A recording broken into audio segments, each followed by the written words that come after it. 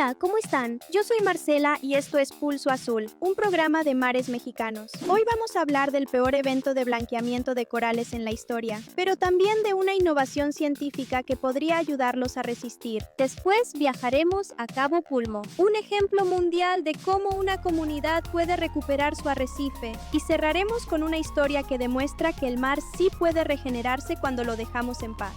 Vamos con la actualidad. Un estudio liderado por el Smithsonian y publicado en Nature Communications en 2026 confirmó algo alarmante. El tercer evento global de blanqueamiento fue el peor jamás registrado. El 80% de los arrecifes estudiados sufrió blanqueamiento y más del 50% de los corales quedaron gravemente dañados. Y no terminó ahí. Desde el 2023 vivimos el cuarto evento global de blanqueamiento, aún más severo. Cuando el océano se calienta, los corales expulsan las algas que les dan alimento, se blanquean, y si el calor continúa, mueren. No es solo biodiversidad. Los arrecifes sostienen pesca, turismo y protección costera, con un valor estimado de 9.8 billones de dólares al año. Estamos hablando de economía y de millones de personas. En contraste, hay una buena noticia. Científicos están probando una estrategia innovadora: alimentar corales con bacterias buenas, probióticos marinos. En laboratorio, esta técnica ha aumentado su resistencia al calor hasta en un 40%. La idea es simple: no esperar a que el coral enferme, sino prepararlo antes. Un entrenamiento biológico. Aún falta probar cómo escalarlo en mar abierto, pero en medio de una crisis global es un rayo real de esperanza. Vamos ahora hasta Cabo Pulmo, en Baja California Sur, un parque nacional que hoy es ejemplo mundial de conservación, un lugar donde la comunidad decidió dejar la pesca intensiva y apostó por el turismo de bajo impacto y la protección del arrecife. Y lo que pasó después es impresionante. Nos acompaña Jaime, investigador del Instituto Politécnico Nacional,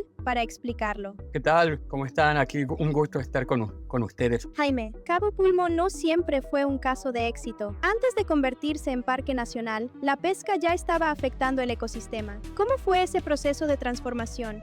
¿Y qué empezó a cambiar cuando se tomó la decisión de proteger la zona? Bueno, Cabo Pulmo es un parque nacional que antes de 1975 era como casi cualquier lugar del Golfo de California, donde la pesca artesanal ya había tenido impacto. Y las personas que vivían ahí en Cabo Pulmo ya estaban viendo que cada vez pescaban menos. Y cuando tomaron la decisión de hacer ese parque nacional en colaboración con investigadores, el gobierno y la gente local, se ha visto un mejoramiento del hábitat. Básicamente tardó casi 10 años en recuperarse, en tener una diversidad de peces y otros organismos como estaba antes. Ahora es uno de los sitios que son ejemplo en el mundo de conservación, de ecosistema, y ahorita cualquier persona que vaya a visitar allá, pues lo primero que quiere hacer es bucear con peces. Ya hay tiburones, hay rayas, pero el estudio que estás haciendo es con peces óseos. Básicamente es un ecosistema tropical. Sabemos que la recuperación no fue inmediata, pero científicamente, ¿cómo se dieron cuenta de que la vida marina realmente estaba regresando? ¿Cómo se mide algo tan complejo como la salud de un arrecife? Se ha estudiado ya desde 1995 que empezó el parque, y en esas investigaciones empezaron a ver que el número de especies había disminuido y cómo se ha ido incrementando el número de especies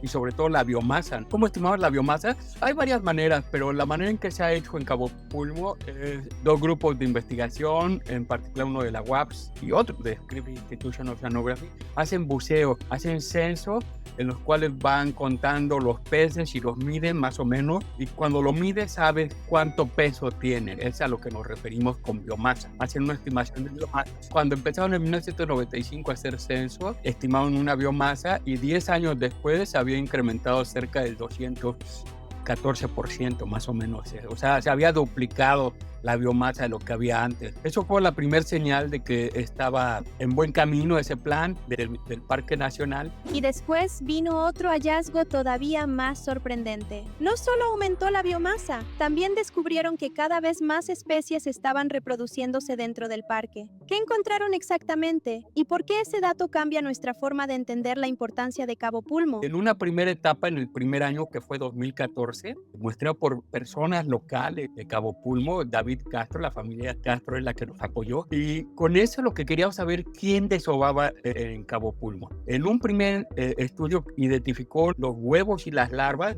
con análisis genético y encontró cerca de 154 especies. Entonces, 154 especies dentro del parque. Ya en una segunda etapa, 165 especies, es decir, en 3 años más, entender que en el Golfo de California han estimado aproximadamente 821 especies de peces óseos, ¿no? O sea, se llaman actinoptericios, es decir, todos los peces excepto tiburones y rayas. Entonces, 821 especies, de las cuales estamos diciendo que son 235 especies identificadas como huevos y larvas de peces en sus primeras etapas. Y cuando se compara con 4 estudios previos que han cuantificado los peces a través de buceo, o sea, bucean y hacen transectos de 50 metros, cuentan los peces, identifican las especies, ellos han detectado 275 especies. Entonces, combinando todos los listados taxonómicos que tenemos hasta el momento, nos dio una sorprendente cantidad de 424 especies, 51%, es decir, la mitad de los peces que hay en el Golfo de California. Eso nos dice como una pequeña región como Cabo Pulmo, de 71 kilómetros cuadrados, realmente es pequeña, tiene una gran diversidad de especies y alberga esa sola especie, solo parque,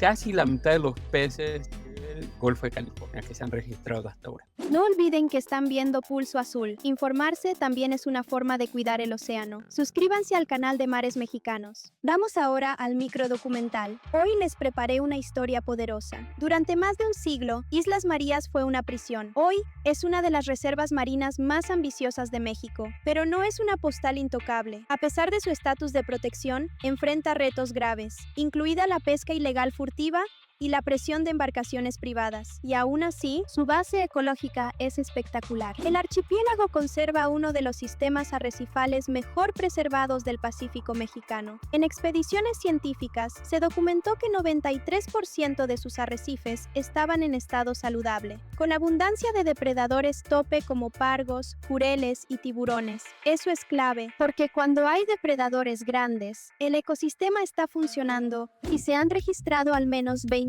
especies distintas de tiburones. No es un sitio cualquiera, es un refugio histórico. Tras el cierre de la prisión en 2019, el programa de manejo se actualizó y en 2021 y 2022 se estableció algo contundente. Toda el área marina es zona de prohibición total de pesca, industrial, ribereña, deportiva. No se permite extracción. Ese marco legal es el primer gran paso para que el ecosistema se regenere sin presión. Ahora el desafío es blindarla.